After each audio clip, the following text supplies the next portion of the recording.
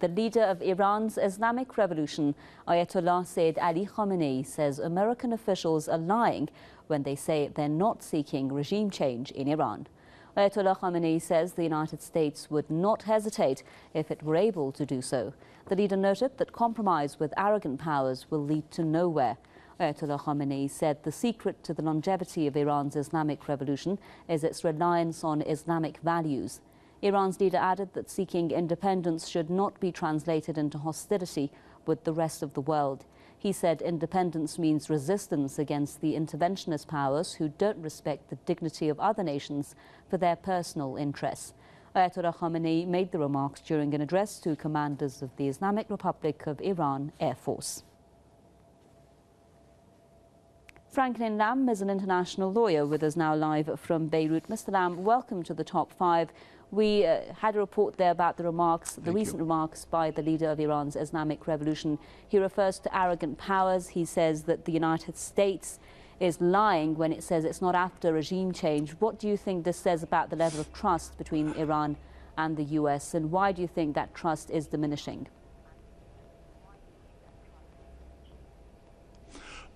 Honestly, I'm not convinced that it is diminishing. I mean, if we consider that the Supreme Leader, who he was speaking to today, and I'm not suggesting he tailors his remarks, but I think a recent event shows that so far there is a beginning, maybe half steps, toward trust but verify.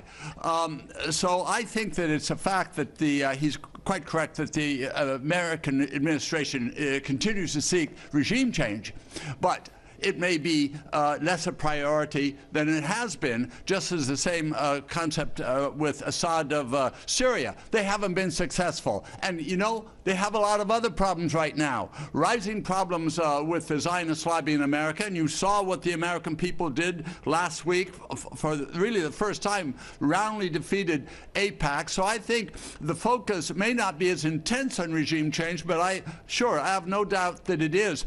And I think what's important about the leader's remarks is his classic restatement of power politics in disguise and his correct emphasis on resistance.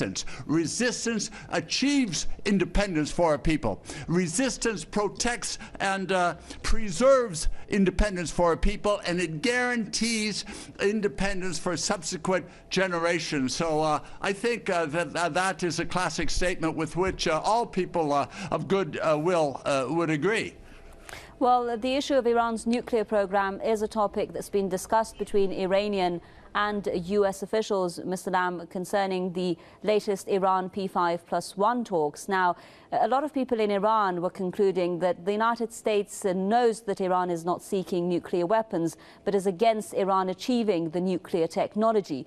Do you think that that is a correct conclusion, and do you think that the nuclear talks are going to get anywhere? Well, I think that probably is more or less correct. But I hope and I believe that the Iranian leaders understand, even though it's not excusable, that Obama has been under enormous pressure by the Zionist regime and their agents. It was possible, and some predicted it, that there would be more sanctions ready against Iran. But now that's been defeated. So I think I would ask people to be a little patient with Obama on that respect and not conclude automatically that there's no further interest. And I still feel optimistic because I think both countries realize there's something to gain. Both countries' people feel a natural affinity and, frankly, excitement.